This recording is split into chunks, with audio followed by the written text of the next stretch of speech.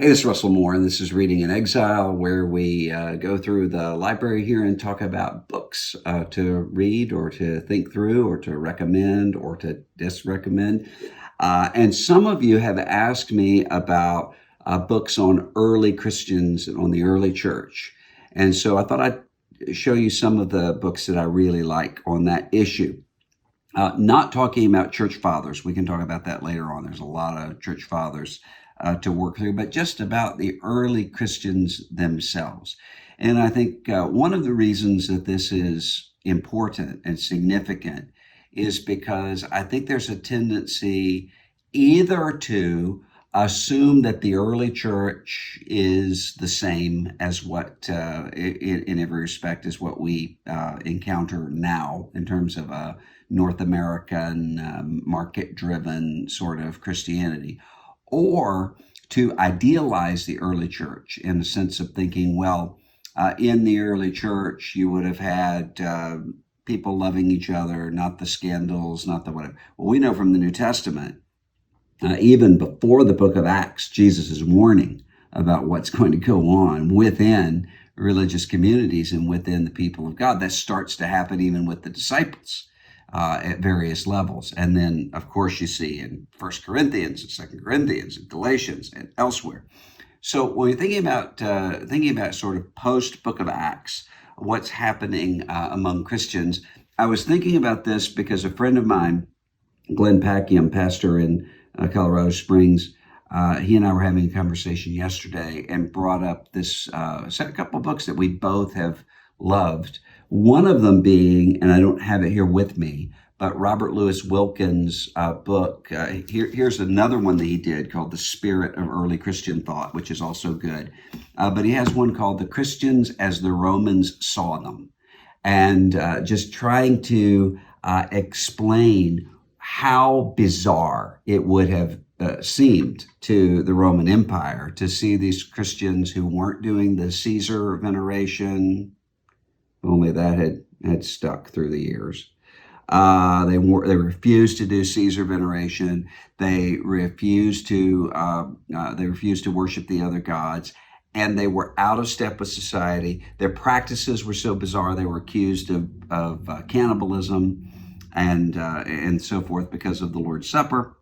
So he just gives you sort of a typical Roman view of Christianity. Rodney Stark's The Triumph of Christianity is really good. I especially like the section where he talks about how different the Christian attitude toward women was, really contrasting that with the pagan patriarchies that you saw in among the Romans, among the Greeks, and elsewhere.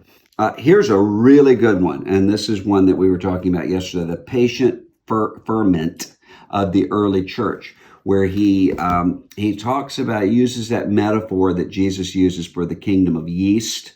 Sort of, it's not just that yeast invisibly works through the loaf, it's that it patiently, I mean, there's a lot going on that you don't see. So he talks about the patience of the church and just persevering and sticking with really difficult times.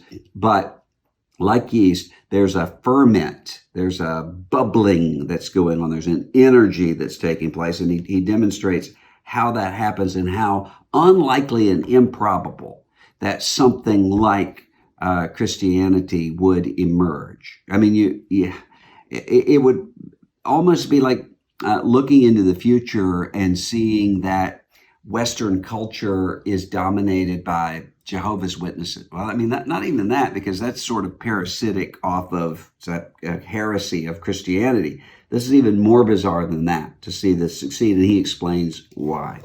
And then these two books that are maybe my favorites, both by Larry Hurtado, that we lost just in the last year, and I really appreciate his work. One's called Destroyer of the Gods, Early Christian Distinctiveness in the Roman World. And then this little book, and much of this is included here, called Why on Earth Did Anyone Become a Christian in the First 3 Centuries? And so what Hurtado is doing is saying there's a lot of material out there about why Christianity succeeded. But what he wanted to look at is, why would you, as an individual, become a Christian when you had all of these obstacles, like the fact that if you were a baker or a tradesman, you couldn't go to your guilds, your essentially your labor union meetings, because in order to do that, you would have to have a veneration of the god of that craft. When you're there, all that's gone. You were considered to be unpatriotic because you wouldn't say Caesar is Lord. That continues through the years in various different forms. But that was happening with people who were convictional Christians. So why would you do it? And he says there are a number of reasons. I mean, of course, obviously it's grace, God's grace. But from a human perspective, it's some distinctive things about Christianity that were strikingly different. One of those things being eternal life, and particularly the Christian way of viewing eternal life. The other was a loving God. A loving personal God. It wasn't just a transactional, we're pinching some incense to Zeus here in order to get his attention. We're doing something for him so he can do something for us. It was a God who actually knows you and loves you. And in this book, The Destroyer of the Gods, he's taking on that question of why Christianity succeeded. And he argues it's because, as a lot of these authors will point out, there has to be a certain continuity with a culture. There has to be a connecting point where people can understand what you're talking about. But there has to be distinctiveness. And what happened with Christianity is there was a distinctiveness. It wasn't that people said, oh, well, Christianity will give me something. It is so strange that the question is, what are you talking about? So it's very similar to what's happening in, for instance, Acts 17, where Paul goes in, he makes a connecting point with Athenian culture in terms of worship and so forth, their poetry. But he does that in order to come in and to talk about things that were wildly ridiculous seeming, like the resurrection of the body, like a personal God who calls all people to judgment, like a common origin for all of humanity. That distinctiveness that we think will drive people off actually is what God uses by His Spirit and by His grace to call people to Christ. I think that's still a message worth thinking about. This is Russell Moore. This is Reading in Exile. Let me know in the comments what book or books you would like for us to talk about, and I'll see you next time.